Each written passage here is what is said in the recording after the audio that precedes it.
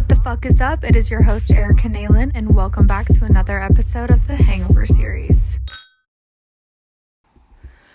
Hi, everybody. Welcome back to the Hangover series. What the fuck is up? Is saying what the fuck is up a little aggressive? I've been saying it for a very, very, very long time. And when I saw my grandpa on Thanksgiving, who is now tuned into the podcast, who asked me if he needs to be hearing all these details that I share, and I was like, you know what? Play at your own risk. If you want to hear what's going down, Grandpa, tune on in. If you don't want to hear this info, tune on out, you know? I think this podcast is for all ages, for the most part, and that includes the elderly. But my grandpa told me that his favorite part about the podcast so far is that he likes that I say motherfucker. So, what the fuck is up, motherfuckers? Motherfucker. That was for you, Grandpa. But what the fuck is up, everybody? How are we doing? I, for one, am overheating right now, and I put this robe on, this fuzzy purple robe, because I was freezing cold like 5 seconds ago, and now I'm super warm because, as you guys know, I don't control the temperature in our apartment, and the heat is heating. I slept with my window open last night. That's how hot it was in here, and there is like literally snow outside. Like it is winter, there is snow outside, it's freezing cold, and I slept with my window open because of how hot it gets in this motherfucking bedroom. It's insane. From sleeping with my window open, I woke up and there was a spider sitting on my multivitamins. I don't know how he got on top of the multivitamins, but he said, I'm hungry and I need my vitamins and I need them stat. That spider is no longer with us. I did have to kill him because I didn't know what to do with him and I was scared. And I started thinking about, like, what if he got mixed in with the multivitamins, you know? So he is no longer with us, and I'm sorry, Timothy, for harming you today. But I felt like you harmed me and my multivitamins first. I feel like I haven't talked to you guys in so long because last week I was an audiobook. Like, what the fuck? I low-key was so scared reading that because one of my biggest fears in school, like, I was not made for school. If that is even like a sentence I can say. I used to get so much anxiety in class.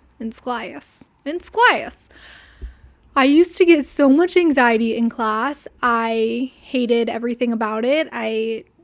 I liked learning, but I hated that at any second in the process of trying to learn, you could just be called on and have to answer a question like on the spot or have to read in front of a class. Like, there are so many examples about classroom settings that I just hated, and it really gave me anxiety. And I'm the kind of person where if I'm being called on or giving a presentation in class, like anything that had to do with that, my face was turning so red.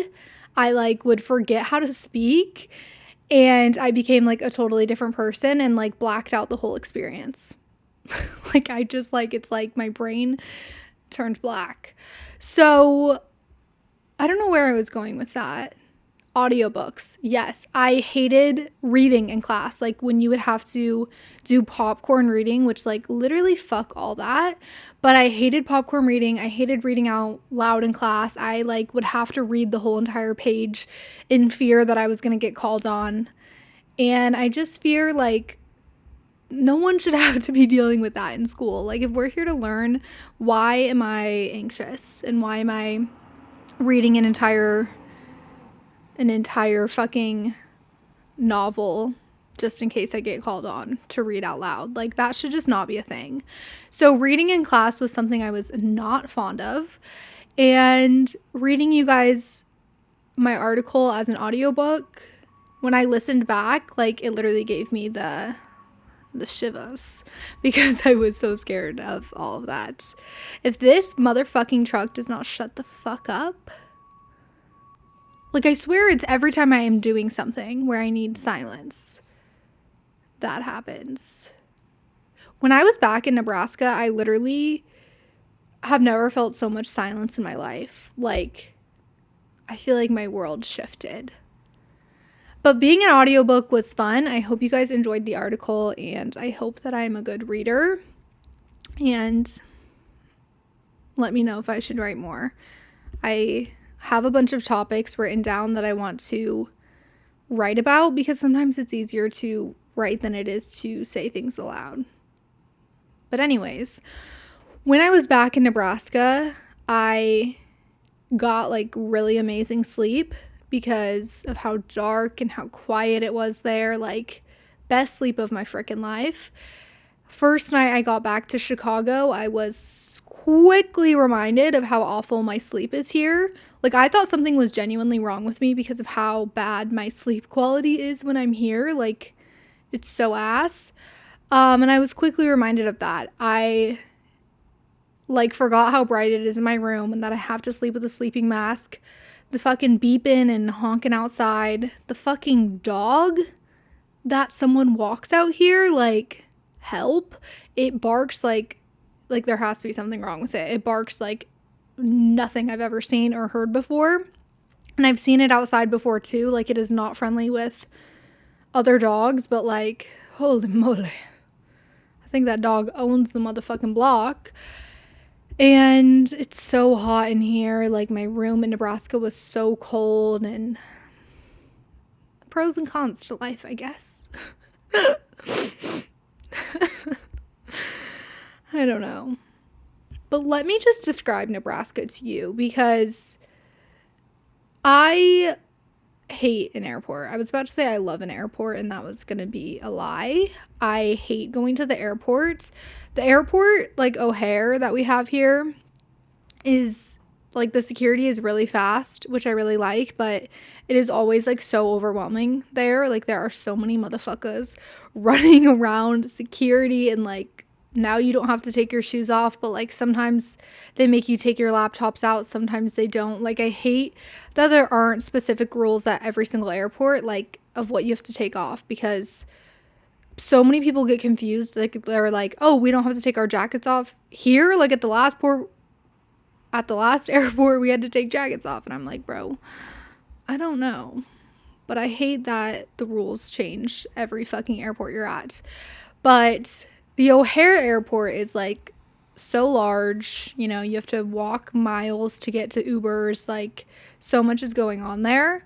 The Nebraska airport is like the complete opposite. It's actually under renovation right now. It's becoming an international airport. Turn up. But it's like the complete opposite of anything you could imagine. I showed up, or you can show up, like literally 40 minutes, 30 minutes before your flight leaves, and like, you will make it on that flight. My flight was at like 7 p.m. I got to the airport at like 6:15, which honestly I was like, ugh, I'm here so early. Like, I wish I got here later. Like, I don't want to have to sit here because I hate just like sitting in an airport. Like, I just hate it. I don't do well sitting still, as maybe we're aware of. But I got to the airport, walked to security. I am the only person going through security, which I've never had it be like that dead before, but I was the only person going through security. Like, I actually was like, this needs to be part of a movie because what the fuck? And it was really awkward. Like, I felt really awkward. And I didn't know you had to take curling irons out of small suitcases. Like, I swear they've never made me do that before. And she's like, do you have a curling iron? Unless I've just totally ignored them every single time. Like, was I supposed to be taking those out this whole time? That was the first time they've been like, do you have a curling iron? And I was like, yeah. And I had to take it out of my suitcase. Is that a thing? Should I have been aware of that? Like, why have I never been flagged for that before? But that was really awkward. I think I was like being really awkward too, because it was like 7 employees looking at me, and I'm like, let me take off my leather jacket, let me put my computers up here. Like, I was taking my time, they were taking their time. I accidentally kicked the fucking security x-ray thing that like sees if you have something on your body. I kicked it, and I was like, and yeah, I was really out of it while I was at the airport and feeling awkward, and I almost got an alcoholic beverage, but then I was like, bitch, you don't need that. You do not need that. So I didn't, and I was just sitting there bored as fuck on my phone. And when I'm in these like awkward, tired, anxious moments, like sometimes I genuinely forget how to interact with human beings. And I was thinking about this the other day, and this lady at the airport like got up to go to the bathroom, and I was also walking towards the bathroom, and she was in front of me, and she dropped her water bottle on the floor, and I was going to go grab it and like give it to her, but she like went to go grab it at the same time. So I obviously like didn't grab it cuz she was going to grab it. And then she like said to me like I knew that was going to happen or something. And for some reason like I forgot how to speak. Like, I knew that she was probably going to be like, oh, thanks for trying to grab my water bottle, or like say something. Like, I felt like she was going to communicate with me, in some way, but I don't think I had time to like process that because I was so tired and being awkward and being anxious. So I just didn't say anything. Like, she drops her water bottle. She's like trying to make slight conversation, and I forgot how to speak. Like, it's like I literally went silent. Like, I think I might have mouthed something silently. Or maybe I just, like, smiled weird. I don't know. But I was like, wait, that girl probably thinks I'm a total fucking bitch because I just didn't even say anything back. Like, she's like, oh, ha. And I'm just silent. Silent. I think I've had a lot of those experiences in my life where I just, like, don't know what to say. Or I'm silent and suddenly I can't speak. So my apologies to anyone that's been in that situation with me. Like, that's probably why there are people out there that probably think I'm a bitch. And that lady probably was thinking that. There were also only like 10 of us on my flight to Chicago, which I feel like normally the plane to Chicago is pretty full. But my flight from Chicago to Omaha, there were also only like 8 people on it. I felt free. I felt like I owned the plane. And I felt like they should have given out free wine. There's only like 8 of us. Cheers, bottoms up. I was like thinking, should we make a music video on this plane? If I had had one of my best friends with me, I would have demanded that happen. But by myself, not so brave. Not so brave. Because people would probably look at you very strangely. Are you guys the kind of people that like to have your window open if you're in the window seat, or do you close it? I'm big on keeping it open because I want to see outside. I want to see the views. I want to pretend like I'm in a fucking cloud. I want to see the clouds. I want to see the city. Like, I like the window open, but I feel like people get annoyed with the window open because everyone's like trying to sleep and shit. On the way to Omaha, it was fairly early, and I had mine open, and it was so bright. And then suddenly I realized I was like the only person letting light into the plane because I think everyone was trying to sleep. So I did shut it. But are you an open or closed window person? So things were happening when I was back in Nebraska, and it was so bad. Like, the things that were happening gave me so much anxiety and were so, now that I'm thinking about it, like, I was like, wait, none of this was like that bad. Like, I should not have had as much anxiety as I did, but like, I think just like being in Nebraska already gives me anxiety. So then like things happening on top of it, like the anxiety just feels like 50 times worse than it would have any other day, if that makes any sense. So I was like so anxious when I was there that I think I had a panic attack.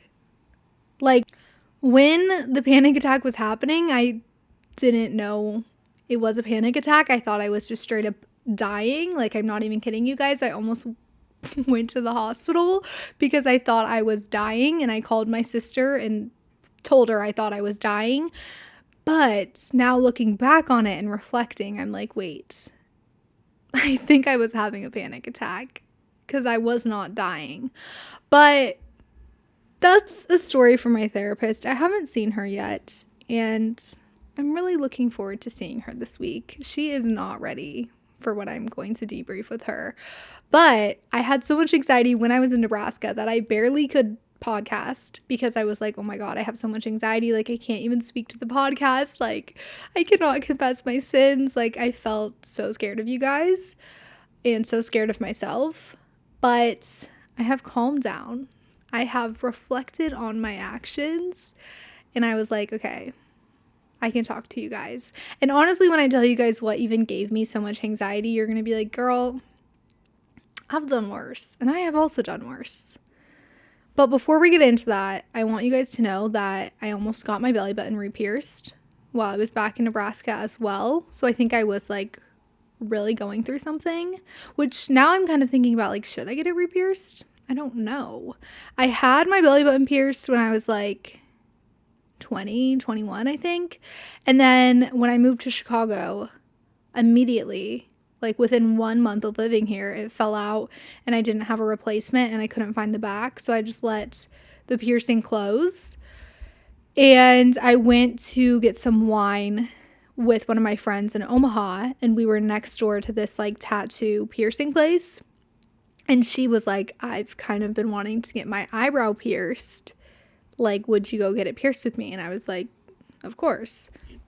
So we went to go get her eyebrow pierced, and I asked them, like, how much is it to get your belly button pierced? I used to have it pierced, but like, I'm pretty sure it's closed, but like the hole exists, but I think it's closed. And they were like, oh, it should only be like $25. So I was like, wait, $25?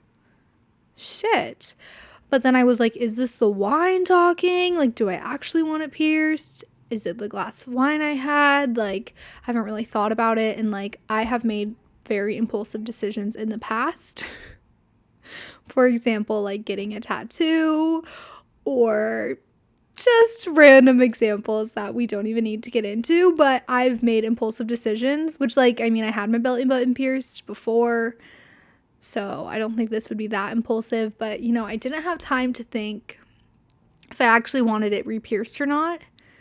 And I really wanted to do it, but then I was like, I think this is an impulsive decision right now. Like, are you even in the era of wanting your belly button pierced? You know? Like, I feel like that's like an era. That's like a moment. So I didn't do it. And then when we were leaving, the guy was like, are you sure you don't want it pierced? I'm like, don't peer pressure me right now. Like, I have to go. I am not well in these situations. Like, peer pressure in me, no, it's not good for me. Like, if someone, like, I feel like we might be aware that I'm not good in those situations. It's like if someone came up to you on the side of the street and they were like, I have no friends and I really need to drink a beer right now and I really need someone to drink it with me. Like, would you drink a beer with me? I'd be like, yeah. Or if someone was like, I don't have anyone to go skydiving with, like, would you go skydiving with me? I would do it. So don't peer pressure me because I will do it. And this was a really good moment that I said no. I think I maybe texted someone like, should I get my belly button pierced right now? And they were like, where are you? What are you doing? Go home. You have made enough bad decisions since being in Nebraska. But I'm going to make better decisions when I'm there for Christmas. Okay. What I was really terrified to tell you guys, and what I have been avoiding, and why I didn't make a podcast episode when I was back in Nebraska, because I had so much fucking anxiety when I was there, was this. So I had told myself I was not going out on Blackout Wednesday. Like, I was like, I'm not going out on Blackout Wednesday. Like, I told my therapist I wasn't going out on Blackout Wednesday. Like, that was not going to happen. I was not supposed to be in public. I was not supposed to be out on the town. And everything was going so wonderfully and great before this. Then I started getting bored, and I was like, you know what? I can have one cocktail on Blackout Wednesday. Like, I don't need to go crazy. I can have a drink or two. Like, I don't need to do anything wild. And one of my best friends was like, yeah, no, we can definitely have like a drink. Like, we don't have to get wild. Okay? So so we start having a couple drinks. Like, everything is totally groovy, totally fine, totally chill. Like, vibes are up. Everything's great. And one of my friends texted me that he was at this other bar and said that we should come there. And I asked him, do we know anyone in this bar? Like, I don't want to see anyone I know. Do we know anyone in this bar? Because I don't know. I just get anxiety. I just like didn't want to see people I knew. And yeah, I don't know. Sometimes you just like don't want to see people you know. And I think that's totally fine. So he tells me that I don't know anyone at this bar. And I don't know why I ever believe anything a man says, because that was a lie. And we knew multiple people in this bar. And we went there, and immediately when we walked in, I was like, bruh, why did he say we didn't know anyone in here?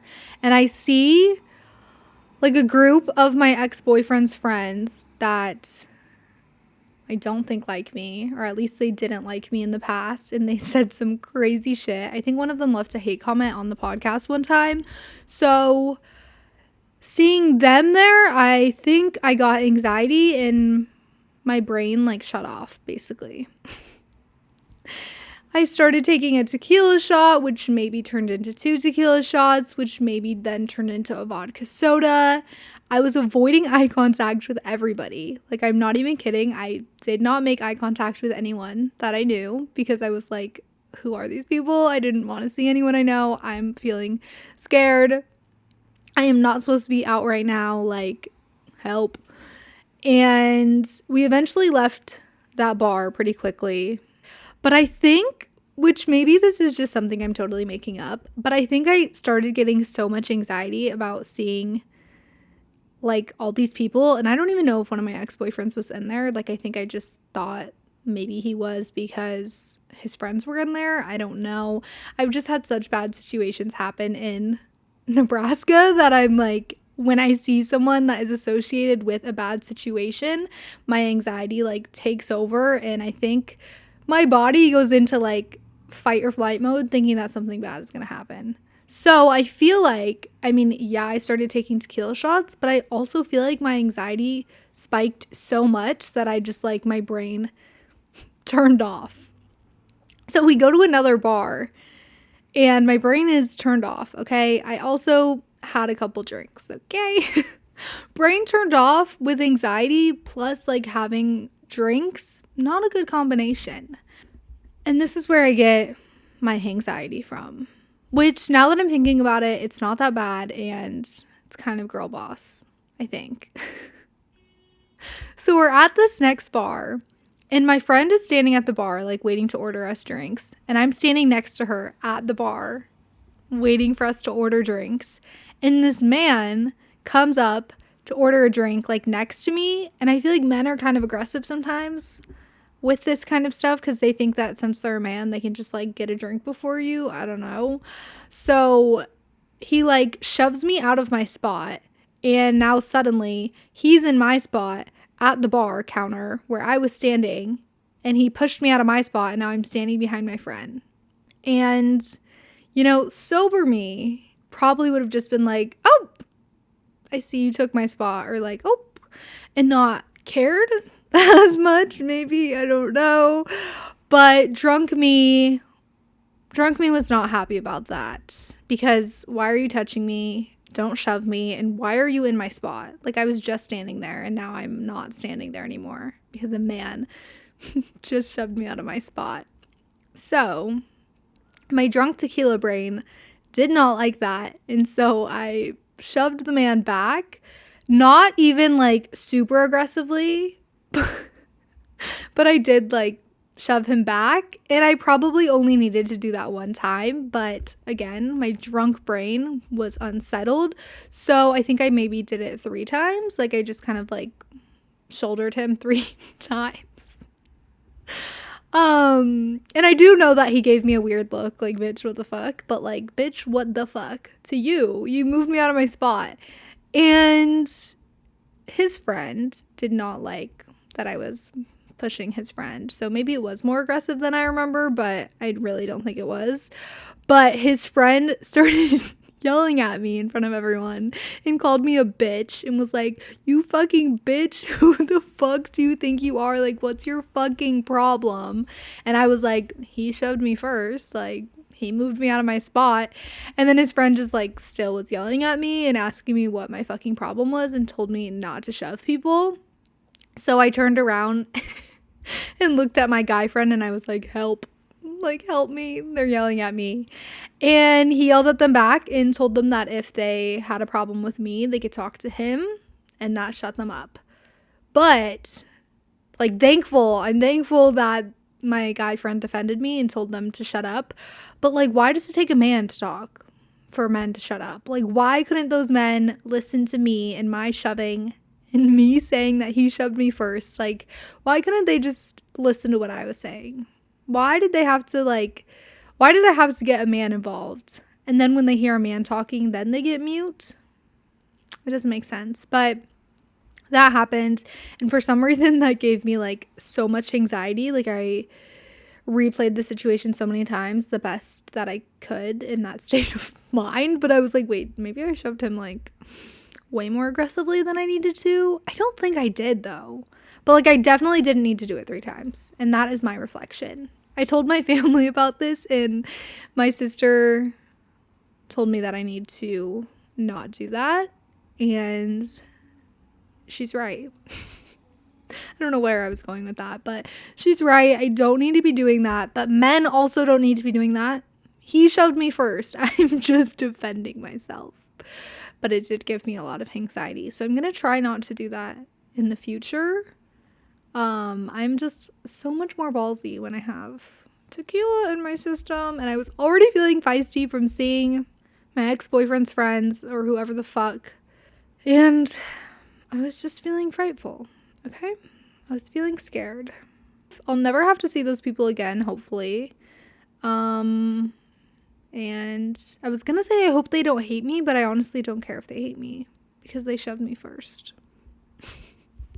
But I feel like that just like doesn't need to be happening. Like people just need to wait their turn. That's why I've said like bars need to have like iPads, or like you wear a number on the top of your head, like number 17, ordered a vodka soda on the iPad. You know, find number 17 and bring her the vodka soda. Like there's just solutions to this madness so that men aren't shoving me at the bar and I'm not shoving them back. There is a method that we can do to this. I need to go to the grocery store today, but I'm really not wanting to because it's freaking cold outside. And I hate grocery shopping in the fucking winter because you have to wear a winter coat while you're grocery shopping, and like you're so cold outside. That's why you obviously wear the largest winter coat you have in your closet. But then you get inside the grocery store and then you're overheating and your body is like adjusting to the heat, and then you start sweating, and then you're grocery shopping, but you don't want to be in there that long because you're overheating and you're sweating, but like you don't want to carry a cart, so you don't take off your winter coat and you just need a couple items. But then by the time you're done grocery shopping, you're sweating and then you're outside in the cold. And that is what I don't want to do, but I have to do it because I'm hungry and I need to eat food. That's kind of all I had today, was me confessing why I avoided you guys and what gave me anxiety, because maybe you had anxiety as well when you were back in your hometown for the holidays, or maybe you just had anxiety because you're a human being. And maybe your situation was not as bad as mine. Like maybe you were a good person and you know how to control yourself and you know how to not shove men back at the bars. I'm jealous of you if you know how to do that. I don't really know how to control myself. I was told that I need to share the 3 story times of when I got pulled over 3 times in a week. So I think I might be sharing that with you guys soon because I think it's about time that we do that. I think it's good for you guys to know.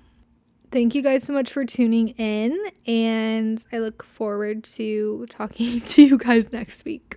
Why am I making this so weird? Okay. Thanks for tuning in, and I'll catch you guys next week. Bye.